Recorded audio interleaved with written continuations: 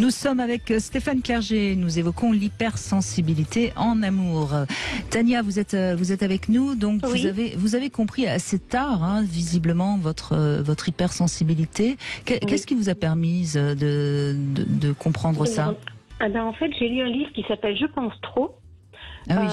Ça m'a mis sur la piste et puis on en parle beaucoup aujourd'hui, donc je me suis pas forcément arrêtée à ça. Et puis un jour, changement de vie, etc. Et vous n'avez pas lu celui de Stéphane Clerget? Non, hélas, non. Mais je m'occupais pas de moi, en fait. J'ai beaucoup d'empathie, donc je m'occupais des autres. Et je me suis pas arrêtée à ce livre, en fait. Donc j'ai très peu lu d'ouvrages. Donc désolée, Monsieur Clerget. Et puis, il n'est jamais trop tard, Tania. Exactement, tout à fait. Non, parce que ce qu'il dit est intéressant et j'y manquerai pas prochainement. Mais voilà, et puis j'ai écouté un jour mon cœur.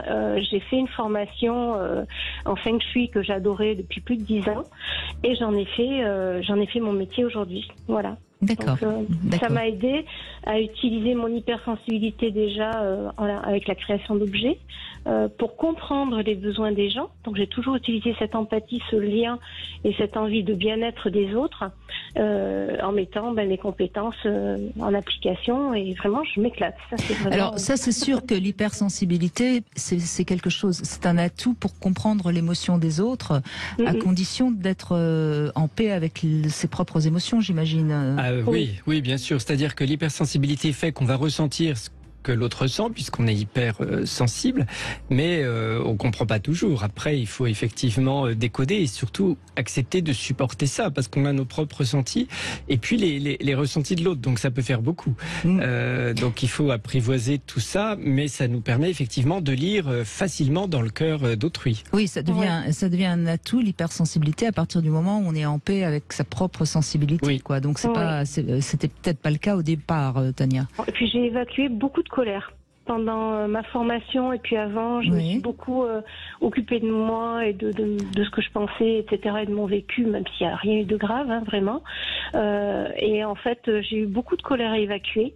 Et alors ça c'est intéressant ce que vous dites parce que moi j'ai remarqué que des personnes hypersensibles sont souvent avec un fond comme ça de colère parce que finalement comme elles se sentent incomprises, elles ont un peu l'impression d'un sentiment d'injustice qui en effet provoque de la colère. Oui, et puis tout est intense, les colères parmi d'autres. Donc vaut mieux évacuer les émotions négatives pour ne garder que les positives. C'est quand même plus acceptable les émotions positives. Mais ce qui est intéressant aussi par rapport ah non, j'ai un trou là. C'est dans ce que vous aviez dit là. Il y avait quelque chose qui m'avait fait réagir. Je disais le sentiment d'injustice qui provoque de la colère. Oui, on est souvent effectivement sensible aussi à l'injustice. C'est-à-dire que ça, c'est des sujets qui font aussi bondir les hypersensibles. Non, ça y est, je reviens dans ce que vous disiez aussi, Tania. J'ai pas eu de traumatisme et ça c'est intéressant parce que souvent on croit que ces personnes ont vécu forcément des choses douloureuses pour être comme ça. Non, mais les personnes eux-mêmes comprennent pas. C'est-à-dire, mais pourquoi j'ai tant d'émoi? On n'a pas été abusé, on n'a pas été battu, mais ça, on n'a pas perdu nos parents tout petits. Exactement. Oui. Mais sauf que le moindre truc peut être vécu tellement intensément que ça provoque de la souffrance. Exactement. C'est tout à fait ça, de manière exponentielle. Donc, voilà. Oui. Et plus on est incompris, plus on est en colère, etc.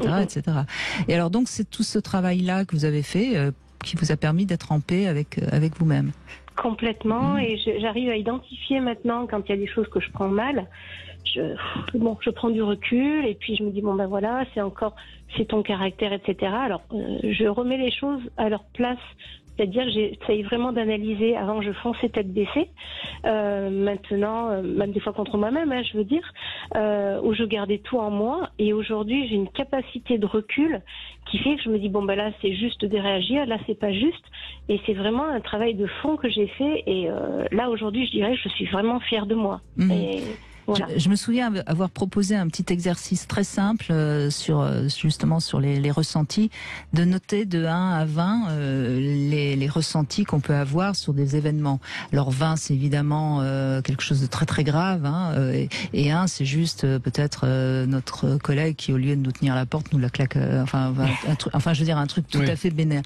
Et quand on s'amuse pendant quelques jours à réagir et à voir quelle note on mettrait et quelle finalement note ça mériterait, on arrive à constater si on est un peu en décalage par rapport à ce qui nous arrive ou si au contraire on est dans la juste réalité, dans le juste ressenti des choses.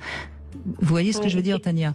Oui, et pour m'aider aussi quand il y a des petites choses qui arrivent, ou avant, par exemple, là honnêtement, avant de vous avoir au téléphone, j'étais un peu stressée, donc je fais des exercices de respiration juste avec le ventre. Bien sûr, bien sûr. Et ça fait du bien. Ça apaise, ça calme. Mais ça, c'est vraiment, je dirais, le premier conseil qu'on peut donner. Hein. Dès qu'on se recale sur sa respiration, ça calme les émotions. Hein. Oui, de toute façon, il faut trouver ces techniques, ces moyens pour ventiler les émotions excessives et retrouver un certain calme intérieur. Hein. Et on se change pas, mais on s'accepte. C'est vraiment ça. Et on sait comment fonctionner avec soi-même. Mais c'est pas un défaut, l'hypersensibilité, c'est même plutôt une qualité, je trouve. Enfin, je veux dire, ça peut être vraiment un superbe atout.